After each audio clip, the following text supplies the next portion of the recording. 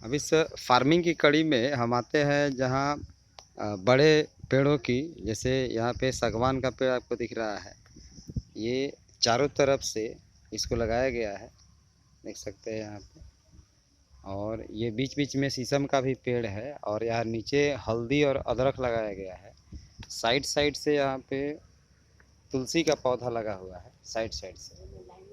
और इधर भी बाहर भी ये तुलसी का पौधा लगा हुआ है। तो हम लोग बात कर रहे हैं यहाँ पे, अगर हम किसान अगर कम से कम 4 कट्ठा 5 कट्ठा या आधा एकड़ जितना भी हमारी क्षमता है, उसमें अगर इस तरह के अगर हम बड़े पौधों को अगर लगाते हैं, खास करके अगर हाईलैंड है, तो 10 साल 20 साल के बाद, जैसे जब कोई सर्विसमैन कोई सर्विस करता है और एक रिटायरमेंट एक मिलता है और हर मंथ जो मिलता है वो तो मिलता ही रहता है, इसी तरह से अगर कोई किसानी कर रहा है, खेती बाड़ी कर रहा है और केवल अगर सालों भर अगर रेगुलर फसल अगर लगाते चला गया, तो उसके रिटायरमेंट के बाद उसके पास कुछ नहीं रहता है। जनरली ऐसा देखा जाता है। लेकिन अगर इसमें अगर हम एक होशियारी करें, जैसे कि यहाँ पे लगाया गया है, देख रहे हैं साइड साइड से एक तरह का मेढ़ का काम कर रहा है और इससे बीच वाला फसल पे भी कोई ज़्यादा बुरा असर नहीं है।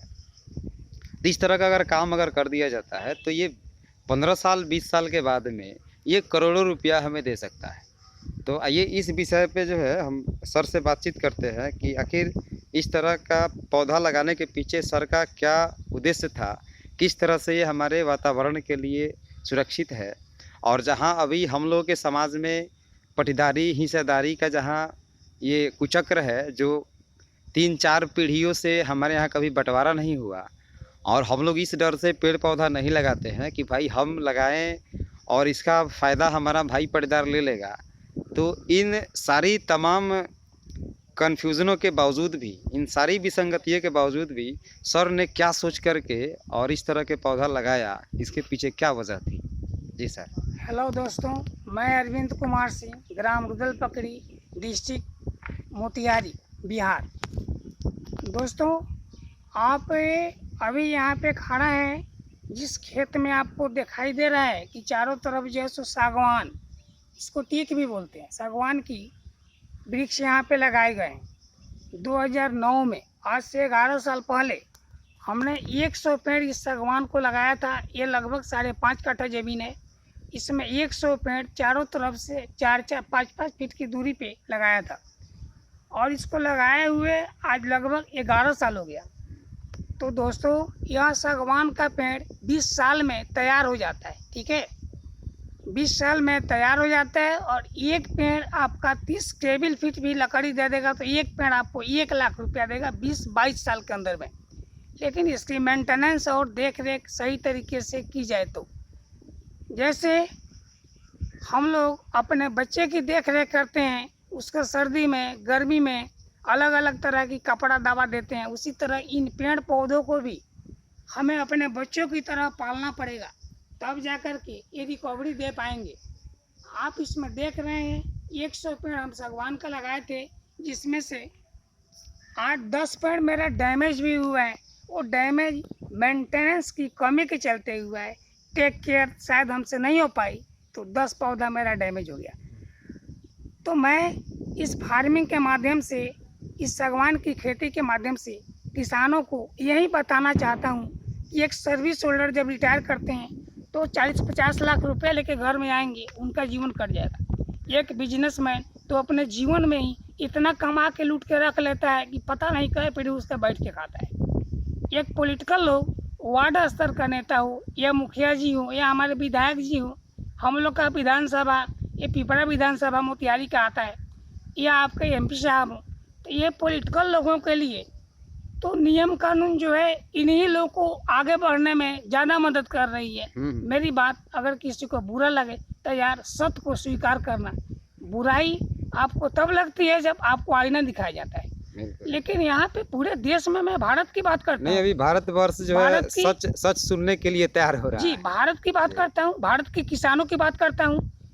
मैं वीडियो से बहुत चीज़ दिखा सकता हूँ जो लोगों को रोमांटिक लगेगा, देखने वाले भी ज़्यादा मिलेंगे, लेकिन उससे अलग हट करके जिस प्लेटफॉर्म पे भारत आबाद हो सकता है, किसान आबाद हो सकता है, किसान के बहू बेटी की इज्जत बच सकती है, किसानों के घर में आमदनी आ सकता है।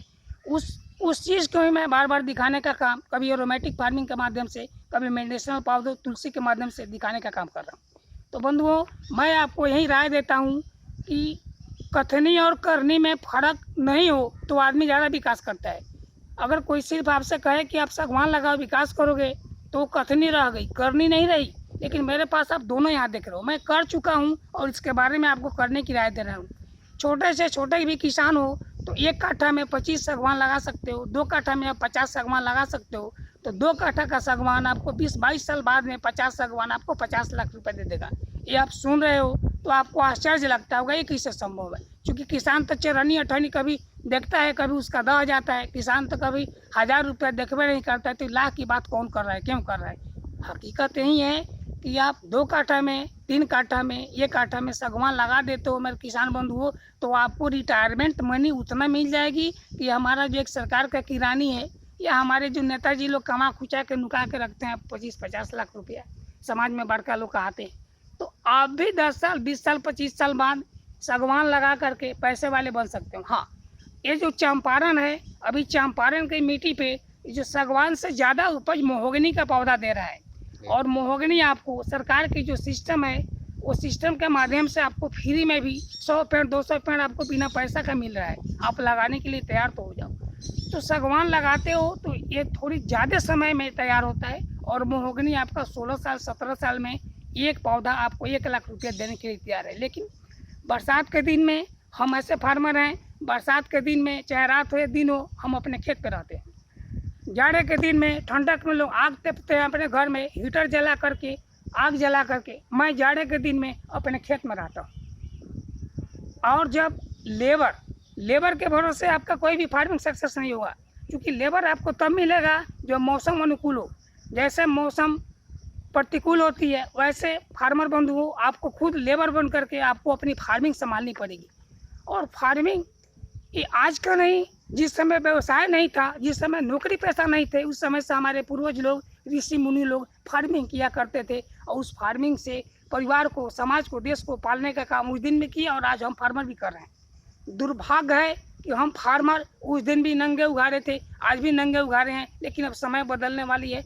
आप लोग अपनी फार्मिंग में कुछ ऐसा फार्मिंग करें, 5 काठा 10 काठा केला लगा दें, 2 काठा 4 काठा सागवान, और आप जो है सो महोगनी लगा दें, 2-4 काठा जो है सो अमरूद और नींबू लगा दें। सालों भर आपके पास पैसा आते रहेगा, और आप देश की जो नेता हैं उससे ज़्यादा खुशहाल होंगे, देश के जो सर्विस होल्डर है उससे ज़्यादा खुशहाल होंगे, देश को जो बिजनेसमैन है उससे ज़्यादा खुशहाल होंगे। बात समझ में आ रही है? तो मेरी बात को गौर से समझा जाए। और किसान अब अपना प्रोग्रेस, अपना विकास अपने श्रम द्वारा स्वयं करे। आपको विकास के लिए कहीं से कोई ईश्वर अवतरित होकर के नहीं आएगा। हम लोग तो खुद ईश्वर के संतान हैं, हम लोग ऋषि मुनि के संतान हैं। अब हम लोग को अपनी क्षमता को पहचानना होगा, और अपनी क्षमता के हिसाब से ईश्वर ने जिसको जितना संपत्ति दिया है, जिसको जितना साधन दिया है, उस साधन को ही डेवलप करके हमें विकास की उस मंजिल को प्राप्त करनी है, जिस मंजिल को यहाँ का चोर, लुटेरा, बेईमान, भ्रष्ट नेता, भ्रष्ट पदाधिकारी जिस ऊंचाई को नहीं छू रहा है, उससे अच्छी ऊंचाई हम किसान भाइयों आपस में मिलजुल कर सहयोग लेके, सहयोग देके उस विकास को छूना है। तो चलिए, जय हिंद, जय भारत।